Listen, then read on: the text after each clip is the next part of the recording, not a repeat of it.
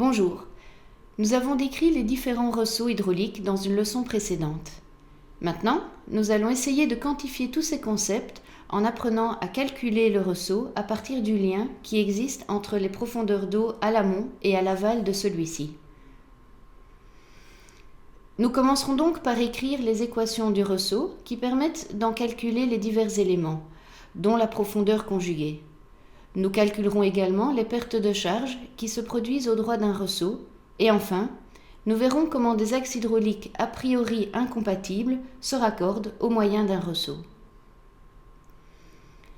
Le ressaut hydraulique se présente comme suit.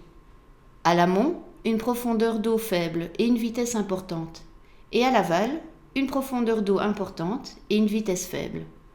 Entre les deux, le ressaut hydraulique, qui a une longueur lambda, est une zone d'écoulement très turbulent, présentant souvent des rouleaux et provoquant une perte de charge significative. Comme la longueur lambda du ressaut est courte par rapport à la longueur de l'écoulement, nous considérons le ressaut comme une discontinuité brusque de l'écoulement. Les paramètres que nous allons lier par l'équation du ressaut sont donc les profondeurs d'eau H1 et H2 et les vitesses moyennes V1 et V2 de part et d'autre de celui-ci. Pour écrire l'équation du ressaut, nous allons isoler une portion de l'écoulement qui englobe entièrement notre ressaut. Dans ce volume, nous faisons les hypothèses suivantes. Nous considérons uniquement un canal prismatique. Les pertes de charge par frottement sont négligées. Elles sont en effet bien inférieures aux pertes de charge locales qui se produisent dans le ressaut et que nous décrirons plus tard.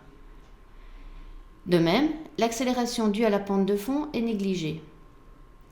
Et en ce qui concerne les vitesses, nous considérons que les filets fluides sont parallèles à l'entrée et à la sortie du volume considéré, et que la distribution des vitesses est uniforme sur la profondeur.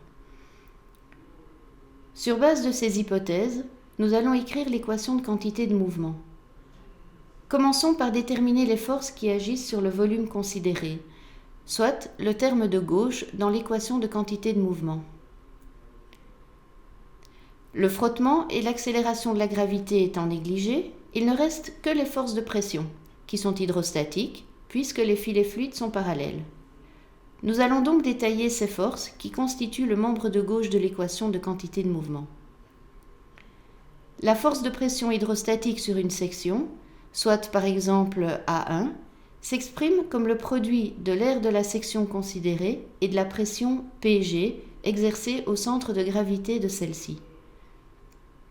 L'air vaut A1 et la pression au droit du centre de gravité vaut ρg_zg1. La force de pression s'exprime donc comme le produit ρg_zg1A1. Comme zg1 n'est autre que la projection sur une verticale de la profondeur du centre de gravité hg1, nous pouvons aussi écrire la force de pression comme suit. La distance zg1 diffère de la profondeur hg1 par le facteur racine de 1 moins s0 au carré, qui pour rappel représente le cosinus de l'angle que fait le fond avec l'horizontale. Remarquons au passage que le produit A1-HG1 n'est autre que le moment statique de la section calculé par rapport à la surface libre. C'est donc aussi une manière de définir la force de pression. Revenons maintenant à notre équation de quantité de mouvement. À l'amont du ressaut, la force de pression hydrostatique sur la section AB s'exprime donc comme le produit ρg_zg1A1, où Zg1 est donc, comme nous l'avons dit, la projection de Hg1 sur un plan vertical. On procède de la même manière pour la section aval, mais avec un signe négatif, car la force est dirigée vers l'amont. Et on obtient finalement la résultante des forces sur notre volume de contrôle dans la direction longitudinale. Pour le bilan de quantité de mouvement, soit le membre de droite de l'équation de quantité de mouvement, il nous faut exprimer la variation de quantité de mouvement sur un pas de temps ΔT. Initialement, la quantité de mouvement est contenue dans le volume ABDC, et après un pas de temps ΔT, le volume devient A', B', D', C'.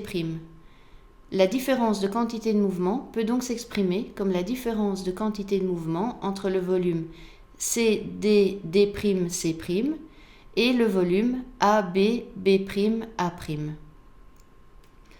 La quantité de mouvement du volume CC', peut s'exprimer comme le produit de la masse ρA2V2 ΔT animée de la vitesse V2.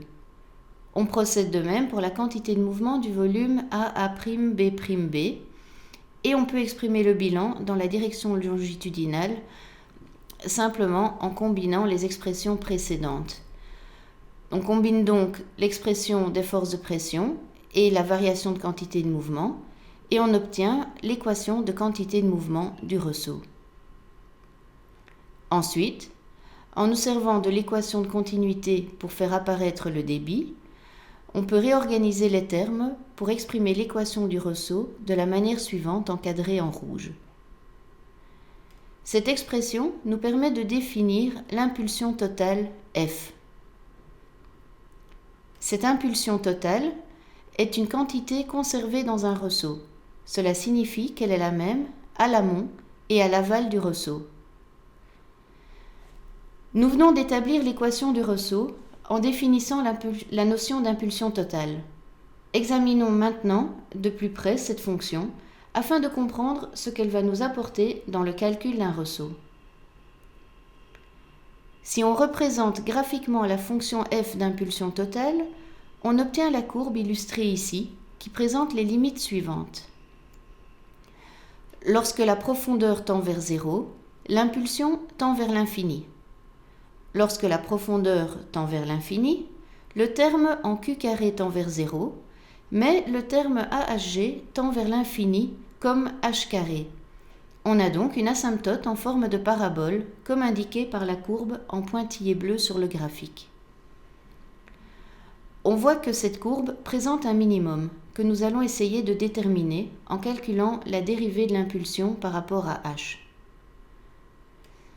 Le calcul de dA/dH dans le premier terme de la dérivée de f nous donne la largeur L de la section au droit de la surface libre, comme on peut le déduire du schéma. Pour une petite augmentation dH de la profondeur de la section, l'augmentation de l'air mouillé dA peut être assimilée au rectangle d'air LDH. Cette approximation revient à négliger les deux petits triangles de part et d'autre du rectangle LDH. Elle est donc acceptable car dH est petit. Pour le second terme, il nous faut calculer la dérivée du moment statique AHG de la section par rapport à h. Cette dérivée peut s'approximer comme la différence entre le moment statique de la section de profondeur h plus dH et le moment statique de la section de profondeur h. Commençons par exprimer le moment statique de la section de profondeur h plus dH par rapport à la surface libre, en additionnant le moment statique de la partie rouge, dû à l'augmentation d'air mouillé, et le moment statique de la partie blanche.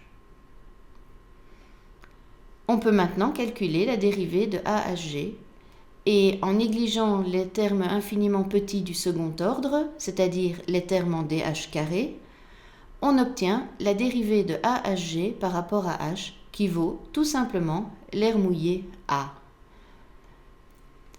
Revenons maintenant au calcul du minimum de la courbe d'impulsion totale. En remplaçant les dérivées et en réarrangeant les termes, on trouve une expression qui n'est autre que celle de la profondeur critique. Les profondeurs H1 et H2 de part et d'autre d'un ressaut sont appelées les profondeurs conjuguées. Elles correspondent à une même valeur de l'impulsion totale, comme l'indiquent les points A et B du graphique. On peut encore représenter cela comme illustré ici. Pour une même impulsion totale, les deux profondeurs conjuguées sont situées en dessous et au-dessus de la profondeur critique. Après ces développements peut-être un peu complexes, voyons maintenant comment calculer ces profondeurs conjuguées sur un exemple pratique. Soit un canal trapézoïdal présentant une pente de fond de 1,6 pour 1000 et un débit de 400 m3 par seconde, dans lequel se produit un ressaut hydraulique. Si la profondeur H1 à l'amont du ressaut est de 2 mètres, que vaut la profondeur à l'aval du ressaut ?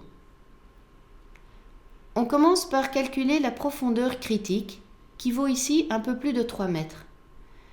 La profondeur H1 est inférieure à HC, et la profondeur conjuguée H2 recherchée sera donc supérieure à HC. Pour la calculer, nous allons utiliser l'équation de l'impulsion totale F1 égale F2. Il nous faut donc, dans l'expression de l'impulsion totale, exprimer A et le produit AHG dans la section 2 en fonction de H2. Pour l'air mouillé A, c'est simple, nous l'avons déjà fait à plusieurs reprises. Pour le produit AHG, cela peut se faire en décomposant la section trapézoïdale en un rectangle pour la partie centrale de la section, en vert, et 2 triangles pour les 2 extrémités, en rouge.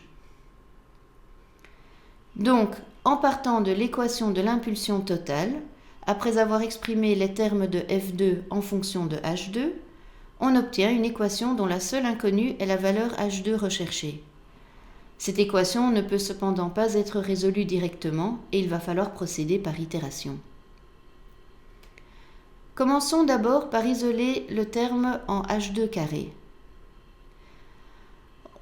Ensuite, on démarre les itérations avec une première estimation de profondeur H2 supérieure à HC, soit par exemple 4 mètres. Le calcul nous donne une nouvelle estimation de H2 valant 4,348 mètres. On réintroduit cette valeur à l'itération suivante pour trouver 4,441 mètres. Et en poursuivant les itérations, on finit par converger vers une profondeur de 4,467 mètres. Ce processus itératif peut être un peu long et nous allons voir que les choses se simplifient si la section est rectangulaire. En section rectangulaire, l'équation du ressaut liant les profondeurs conjuguées H1 et H2 se simplifie fortement. On peut, après quelques manipulations que nous ne développerons pas ici, réécrire cette équation de la manière suivante, encadrée en rouge, qui permet de calculer directement H2 sans itération à partir du nombre de Froude FR1 de l'écoulement entrant dans le ressaut.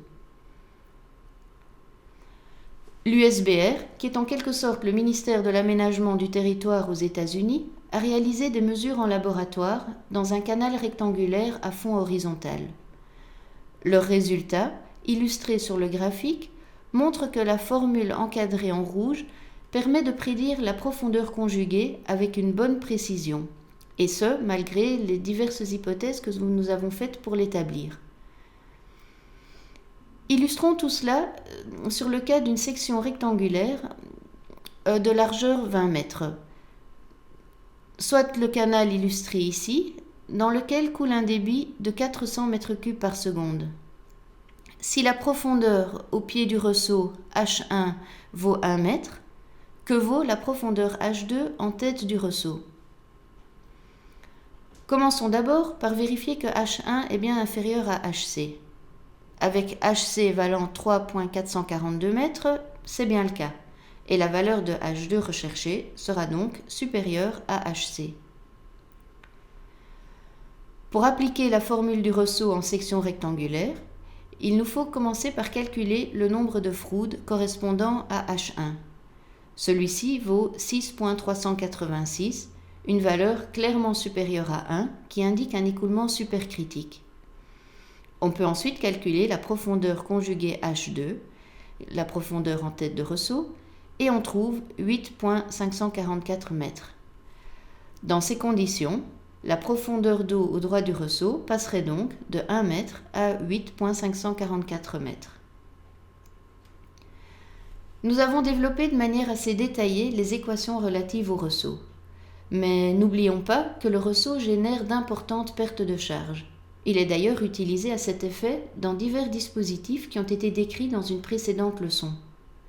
Voyons donc maintenant comment calculer ces pertes de charge, dans le cas d'un canal rectangulaire à fond horizontal, cas qui est le plus fréquent en pratique. Voici un écoulement avec un ressaut hydraulique, permettant le passage d'une profondeur H1 faible à une profondeur H2 plus importante. En mesurant la charge à l'amont et à l'aval du ressaut au moyen des tubes de Pitot, nous pouvons faire deux observations. Tout d'abord, la vitesse à l'amont, représentée par le terme V carré sur 2G qu'on peut visualiser comme la hauteur de remontée de l'eau dans le tube, est bien plus importante qu'à l'aval du ressaut. Ensuite, nous observons une perte de charge J importante entre l'amont et l'aval du ressaut. En effet, la différence de charge est indiquée par la différence de niveau d'eau dans les deux tubes de Pitot. Nous pouvons exprimer cette perte de charge à partir de l'équation de Bernoulli. En développant le débit en fonction de H1 et H2, comme détaillé dans le cadre, on peut réécrire l'équation de la manière suivante. Et en réorganisant les termes, on aboutit à une expression simple et très synthétique de la perte de charge dans un ressaut, dans un canal rectangulaire à fond horizontal. Cette expression, qui doit être positive pour exprimer une perte de charge, nous montre clairement que H2 doit être supérieur à H1. Le ressaut correspondra donc toujours à un passage d'écoulement supercritique, avec H1 inférieur à HC, à un écoulement subcritique, avec H2 supérieur à HC. Il nous reste à vérifier la validité de cette expression. À nouveau, nous pouvons utiliser des mesures en laboratoire réalisées par l'USBR.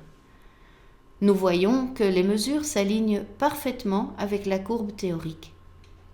Dès lors, nous pouvons nous servir de la formule pour calculer la perte d'énergie relative dans un ressaut, illustrée par la courbe marron qui vient d'apparaître.